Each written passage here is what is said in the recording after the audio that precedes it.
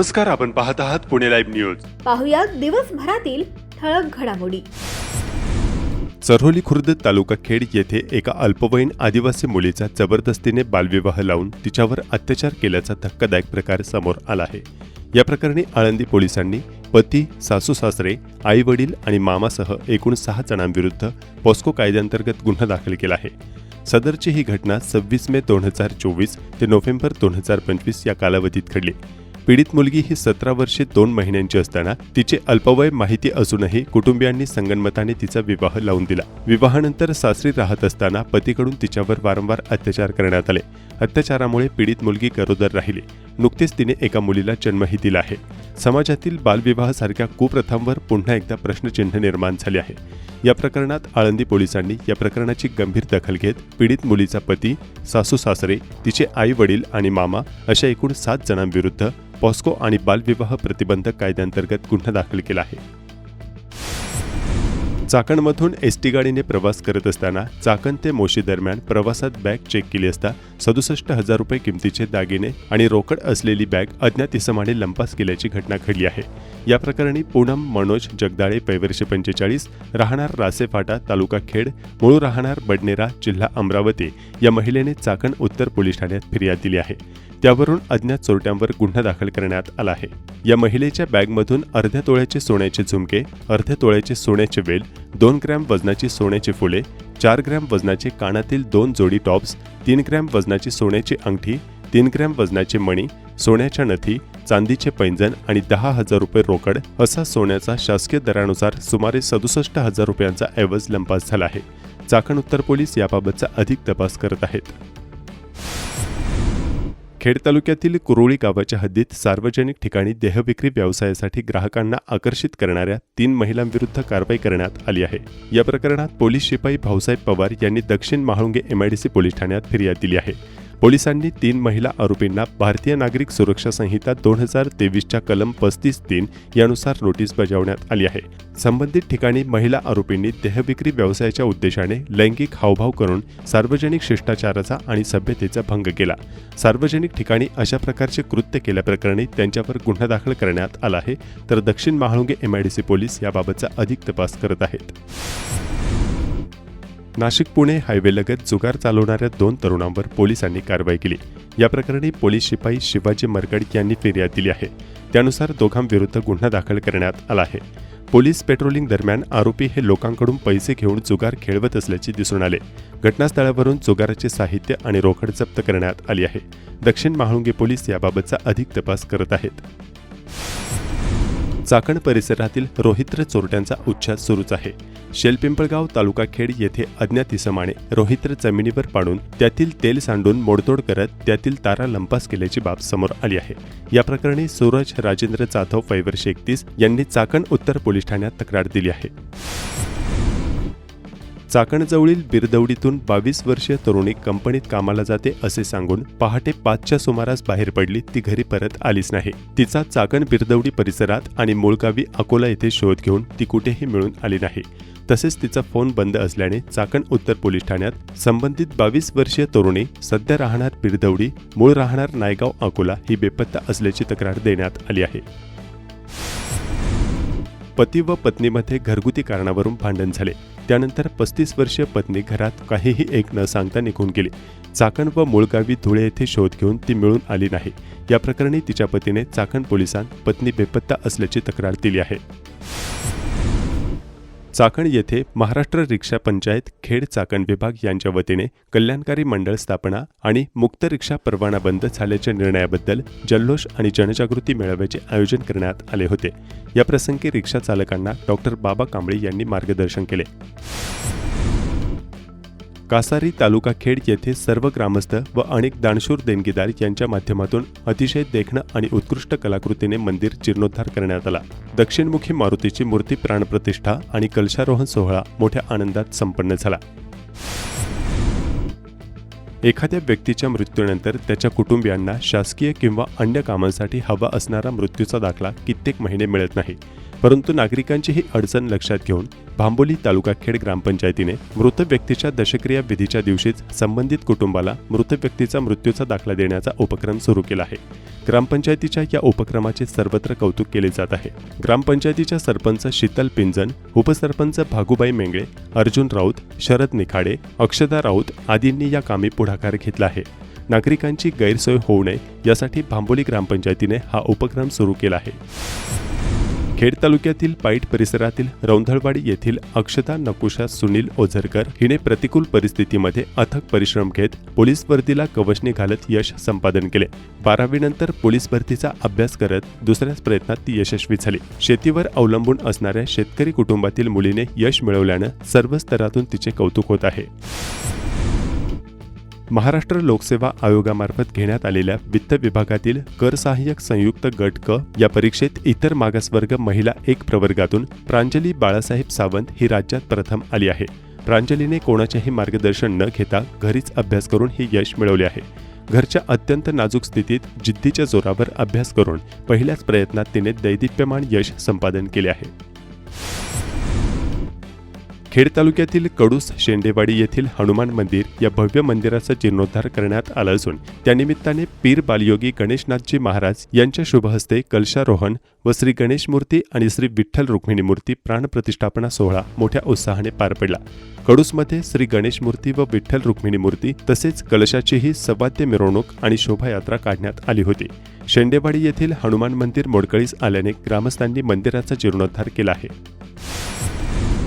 श्री काळभैरवनाथ महाराज उत्सवानिमित्त चिमणी तालुका खेड येथे मंगळवार दिनांक 7 एप्रिल ते बुधवार दिनांक 8 एप्रिल रोजी विविध धार्मिक कार्यक्रम, बैलगाडा शर्यती आणि भव्य निकाली कुस्ती स्पर्धेचं आयोजन करण्यात आलं आहे. खेड तालुक्याच्या पूर्व भागातील वाफगाव येथे आदिशक्ती श्री संत मुक्ताई देवी यात्रेच्या निमित्त श्री राम सेवा मंडळ आयोजित अखंड हरिनाम सप्ताह भक्तिमय वातावरणात संपन्न होत आहे. या निमित्तानं भक्तांची अलोट गर्दी आणि परिसर भक्तिमय वातावरणानं दुमदुमून गेला. या अखंड हरिनाम सप्ताहाचं यावर्षी 45वे वर्ष आहे. Skoda Auto Volkswagen India private limited कंपनीनं 7 एप्रिल 2026 रोजी आपल्या अत्याधुनिक चाकण प्लांटमध्ये नव्या फॅक्सवॅगन टायगनचं उत्पादन सुरू झाल्याची घोषणा केली आहे. नवा Taigun made in India for India and the world या ग्रुपच्या विजनला अधिक बळकटी देतो. उच्च लोकलायझेशन, अचूक उत्पादन प्रक्रिया आणि भारतीय ग्राहकांच्या गरजांचा सखोल अभ्यास यांचा संगम या नव्या टायगनमध्ये दिसून येत असल्याचं कंपनीच्या वतीनं कळवण्यात आलंय. पुणे जिल्ह्यात उन्हाचा पारा चढू लागल्यानं पाण्याच्या मागणीत वाढ होत असूनही यंदा पाणी टंचाईची तीव्रता तुलनेनं कमी राहण्याची शक्यता व्यक्त केली जाते. जलसंपदा विभागाच्या सूत्रानुसार सध्या जिल्ह्यातील धरणांमध्ये सुमारे 86 टीएमसी इतका पाणीसाठा उपलब्ध आहे, जो समाधानकारक मानला जातोय. रब्बी हंगामातील हरभरा, गहू, ज्वारी, मका, सूर्यफूल तसेच कांदा, बटाटा, भाजीपाला आणि फळबागा ही पिके सध्या वाढीच्या आणि काढणीच्या अवस्थेत आहे. उन्हाळी पिकांसाठी आवश्यक पाणी उपलब्ध राहावं यासाठी चालू महिन्यांपासून धरणातून आवर्तन सुरू करण्यात आलं आहे. याचा लाभ आंबेगाव, शिरूर, खेड, इंदापूर, बारामती, दौंड आणि पुरंदर तालुक्यातील शेतकऱ्यांना होतोय. जिल्ह्यातील 9 धरणांमधून विसर्ग सुरू करण्यात आलाय. खेड तालुक्यातील धरणातून देखील विसर्ग सुरू करण्यात आला आहे. खेड तालुक्यातील 3ही धरणांमध्ये धरण निहाय असलेला पाणीसाठा टीएमसी मध्ये पुढील प्रमाणे आहे. कळमोडीमध्ये 1.41 टीएमसी, चासकमळमध्ये 3.3 टीएमसी, भामा आसखेडमध्ये 4.77 टीएमसी. नाशिक येथील सिंहस्थ कुंभमेळा पार्श्वभूमी होणारी भाविकांची होणारी गर्दी, भाविकांची सुरक्षितता, जून महिन्यातील पावसाचे प्रमाण याबाबतीत विचार घेऊन मंदिर व परिसराचे काम वेळेत पूर्ण होण्याकरिता श्री क्षेत्र भीमाशंकर मंदिर भाविकांना नित्यदर्शनाकरिता 9 एप्रिल पासून पुढे 31 मे पर्यंत बंद ठेवण्याचा निर्णय घेण्यात आलाय, अशी माहिती जिल्हाधिकारी तथा जिल्हा दंडाधिकारी जितेंद्र रुडी यांनी दिली आहे. मागील काही महिन्यांपासून बंद असलेले मंदिर 10 एप्रिल पासून दर्शनास खुले करण्यात येणार होते, मात्र आता 31 मे पर्यंत मंदिर बंदच राहणार असल्याचं सांगण्यात आले. सन 2027 मधील नाशिक येथील सिंहस्थ कुंभमेळ्याच्या पार्श्वभूमीवर प्रयागराज महाकुंभच्या अनुभवाच्या आधारे नाशिक येथील त्र्यंबकेश्वर येथे होणाऱ्या भाविकांपैकी मोठ्या प्रमाणात भाविक श्री क्षेत्र भीमाशंकर येथे भेट देण्याची शक्यता विचारात घेण्यासोबतच वाढत्या गर्दीच्या अनुषंगाने भाविकांसाठी आवश्यक सुविधा उभारण्याची कामे सुरू आहेत.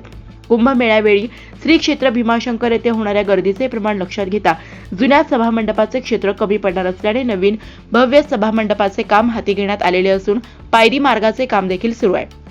सद्यस्थितीत मुख्य सभामंडप पूर्ण उतरवून नवीन सभामंडप बांधकाम प्रगतीपथावर आहे. सभामंडप बांधकामासाठी लागणारे बांधकाम साहित्य, मोठ्या आकाराचे दगड व अन्य यंत्रसामुग्री मंदिर परिसरात असल्याने चालू कामांचे स्वरूप, भौगोलिक परिस्थिती व भाविकांची संख्या विचारात घेता बांधकाम सुरू असताना भाविकांच्या सुरक्षिततेचा विचार करून मंदिर दर्शनासाठी खुले ठेवणे धोकादायक आहे. मंदिर सभामंडपाचे साधारणतः 75% बांधकाम पूर्ण झाले असून घुमटाचे काम प्रगतीपथावर आहे.